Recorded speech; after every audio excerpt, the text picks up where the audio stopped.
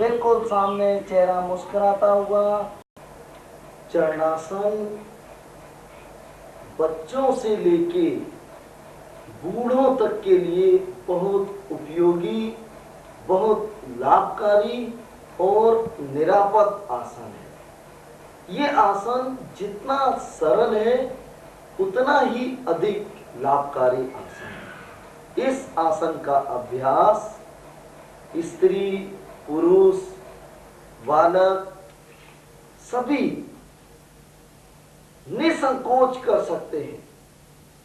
इस आसन के अभ्यास से सबसे बड़ा जो लाभ प्राप्त होता है, ये कर्कश और कठोर स्वभाव वाले बच्चों को, जिनका स्वभाव हर चीज में गुस्सा करने का है, हर चीज को क्रोध के साथ लेते हैं, उनके लिए ये आसन बहुत लाभकारी है।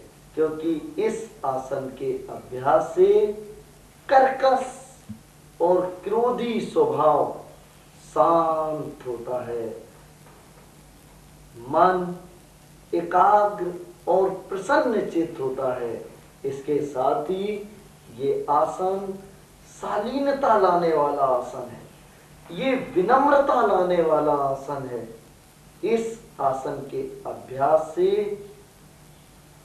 अगर नियमित इसका 1 से 2 मिनट तक रोज अभ्यास किया जाए तो इतनी शालीनता आती है, इतनी कोमलता आती है कि जिसकी केवल कल्पना ही की जा सकती है। ऐसे बच्चे जो बात बात में गुस्सा होते हैं, बात बात में सामान तोड़ देते हैं, क्रोध में सर पटक देते हैं जमीन पर और बड़ों की बात नहीं मानते हैं। यहाँ तक कि कुछ बच्चे अपने माता या पिता को अपशब्द कह देते हैं, अपने भाइयों की पिटाई कर देते हैं। ऐसे बच्चों के क्रोध को शांत करने के लिए उनका पिटाई करना, उनको दंड देना सही उपचार नहीं है। ऐसे बच्चों को अगर किसी अच्छे योगाचार्य के परामर्श से, उसके मार्गदर्शन में 1 मिनट प्रातःकाल और 1 मिनट सायंकाल चरणासन का नित्य अभ्यास कराया जाए तो केवल 2 सप्ताह में ही उसके स्वभाव में बहुत फर्क आ जाता है और वो बच्चा शालीनता की तरफ बढ़ता है। वो उस बच्चे के अंदर विनम्रता आ जाती है, उस बच्चे के अंदर कोमलता आ जाती है और मार पीट, उद्दंडता, क्रोध, इन सब को वो धीरे धीरे छोड़ देता है। ये आसन उन बच्चों को भी बहुत लाभ देता है जो बहुत जिद्दी हैं।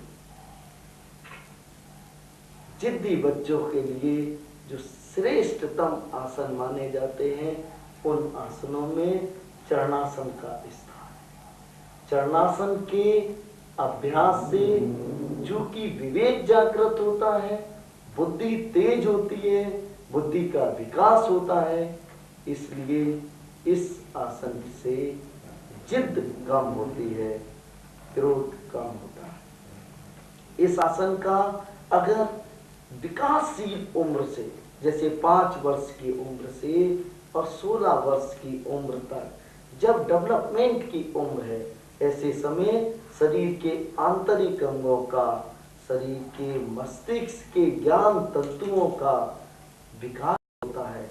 इस समय अगर इस आसन का अभ्यास नित्य कराया जाए तो बालक के शरीर के आंतरिक अंगों के साथ साथ उसके मस्तिष्क के ज्ञान तंतु पूर्ण विकसित होते हैं, शक्तिशाली हो जाते हैं और फिर ऐसा बालक, ऐसा बच्चा दूसरे बच्चों से बहुत आगे होता है। उसका बुद्धि, उसका कौशल, उसका विवेक उसे हर क्षेत्र में सर्वोपरि रखता है।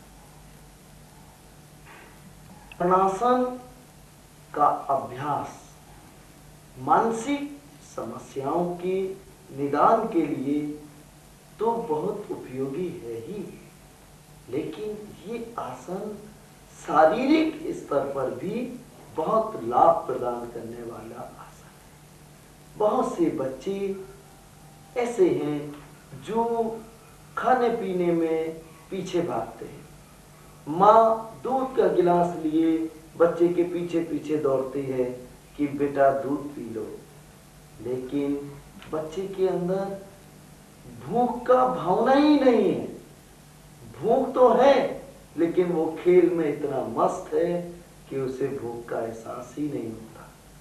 चरणासन के अभ्यासी के शरीर के अंदर जो पाचक ग्रंथियां हैं, उनका विकास समुचित तरीके से होता है, उनका विकास बेहतर तरीके से होता है, और बच्चा समय पर जब भूख का समय होगा तो वो भोजन की मांग स्वयं करता है। तो जो माँ बच्चे को एक गिलास दूध पिलाने के बाद ये महसूस करती है कि हमारे बच्चे ने खा लिया, माँ संतुष्ट हो जाती है, प्रसन्न हो जाती है। और 3 ऐसे बच्चों के लिए जो खाने पीने में बहुत पीछे भागते हैं, माँ और परिवार के दूसरे सदस्य उसके भोजन के लिए चिंतित रहते हैं, उसके दूध पीने के लिए चिंतित रहते हैं। मेरा ऐसा मानना है कि अगर इस प्रकार की समस्याओं से ग्रसित बच्चों को चरणासन नित्य कराया जाए तो खुल के भूख लगती है और वक्त पर वो भोजन मांगेंगे और उनके शरीर का समुचित विकास होगा। इसका कारण ये है कि जब शरीर का और मानसिक स्तर पर, दोनों स्तर पर जब विकास का कार्य चलता है तो शरीर को पोषक तत्वों की जरूरत होती है, शरीर को ऊर्जा की जरूरत होती है। और जब शरीर को ऊर्जा और पोषक तत्वों की आवश्यकता होगी तो शरीर मांगता है। ऐसे समय बच्चा स्वयं भोजन मांगेगा, स्वयं कहेगा हमें इस चीज की जरूरत है। इसीलिए डेवलपिंग एज में हम लोग चरणासन का अभ्यास करने के लिए बहुत जोर देते हैं। जो बच्चे समुचित आहार नहीं लेते, उनके शरीर के आंतरिक अंगों का विकास नहीं हो पाता है और उनके आंतरिक अंग अशक्त और कमजोर हो जाते हैं, जिसका फल ये होता है कि ये बच्चे जल्दी जल्दी अस्वस्थ हो जाते हैं। थोड़ा सा सर्दी लगा, जुकाम हो गया, क्योंकि इनके शरीर की प्रतिरोधात्मक शक्ति ही कम हो जाती है, इनके शरीर की रोगों से लड़ने की क्षमता कम हो जाती है, क्योंकि इन बच्चों के शरीर के आंतरिक विकास के समय, इनके शरीर के अंदर के अंगों के निर्माण के समय जितनी ऊर्जा, जितनी शक्ति और जिन पोषक तत्वों की शरीर को आवश्यकता थी, उसकी पूर्ति समुचित मात्रा में नहीं हो पाई। ये आसन उन बालकों को भी बहुत लाभ देता है जिनका मूत्र तंत्र कमजोर है। जैसे बच्चा सब कुछ बताएगा, दूध पीना है बताएगा, पानी पीना है बताएगा, उसको अच्छा कपड़ा पहनना है बताएगा, लेकिन बाथरूम करने को नहीं बताएगा। आप माँ ने नए कपड़े पहनाए और उसने बाथरूम कर दिया। ये शिकायत केवल 1.5, 2 या 2.5 वर्ष के बच्चे के साथ नहीं होती, कभी कभी इस प्रकार की शिकायतें 5 वर्ष, 6 वर्ष, यहाँ तक कि 8 और 10 वर्ष के बच्चे के साथ भी देखने में आते। ऐसे बच्चों का मूत्र तंत्र कमजोर होता है। अगर ऐसे बच्चों को चरणासन का अभ्यास कराएं तो इस प्रकार की शिकायत ठीक हो सकती है। उनका स्नायु तंत्र भी मजबूत हो जाएगा, मूत्र तंत्र भी मजबूत हो जाएगा, और जो बच्चे रात में बिस्तर में पेशाब कर देते हैं, ऐसी शिकायतें भी बहुत सरलता से, बहुत सहज रूप से ठीक हो सकती है। इस प्रकार से चरणासन का अभ्यास केवल मानसिक स्तर पर ही लाभकारी नहीं है, ये शारीरिक स्तर पर भी बहुत लाभकारी है और इसका अभ्यास करके बहुत लाभ प्राप्त किया जा सकता है। बच्चे शारीरिक कमजोर हैं, हड्डियां जिनकी कमजोर हो गई, थोड़ा सा खेलने के बाद हाफ जाते हैं, फिर थोड़ी देर बैठ के अपने को सामान्य करते हैं। उन बच्चों को शरीर के आंतरिक विकास के लिए, उन बच्चों के हड्डियों के विकास के लिए उचित तथ्यों की पूर्ति करने के साथ साथ अगर चरणासन का अभ्यास कराएं तो सोने में सुहागा जैसा लाभ प्राप्त होता है। ये आसन उन बच्चों को भी बहुत लाभ देता है जिनको ठंड बहुत लगती है। कुछ बच्चे ऐसे होते हैं जो बच्चे ही नहीं, कभी कभी तो देखने में आता है बड़े लोग भी कि गर्मी, जून की गर्मी में भी एक एक दिन का नागा कर देते हैं नहाने में। बच्चे नहाने से भागते हैं, पसीने से तरबतर हैं।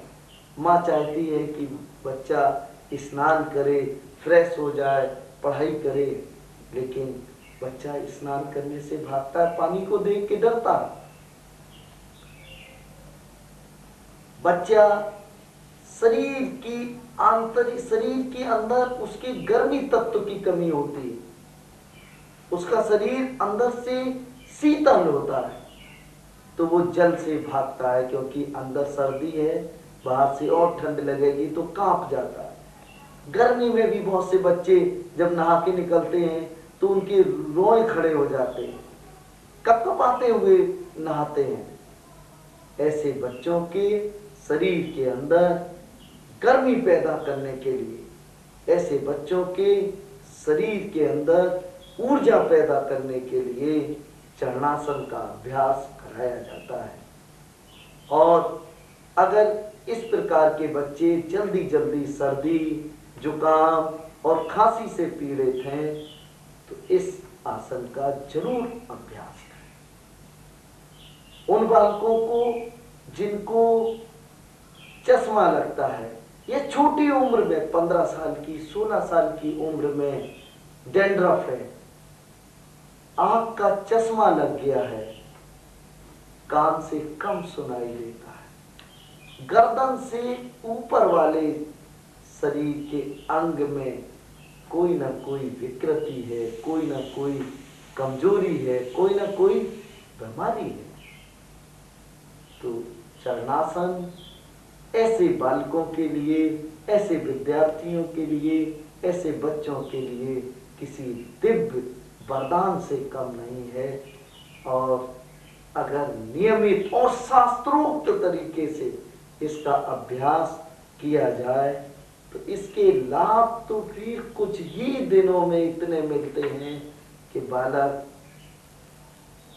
के माता पिता सारे दुख, सारे तकलीफ भूल करके प्रसन्न हो जाए। सर के साथ कान से लगे, सर हमेशा हाथों के ग्रिप में सामने की तरफ और दोनों हाथ जमीन से 4 अंगुल की ऊंचाई पर रहेंगे और सांस लेते हुए सामान्य रूप से रखते हुए सांस को जितनी देर तक रुकना, 1 मिनट 2 मिनट जितनी देर तक रुकना संभव है रुकते हैं।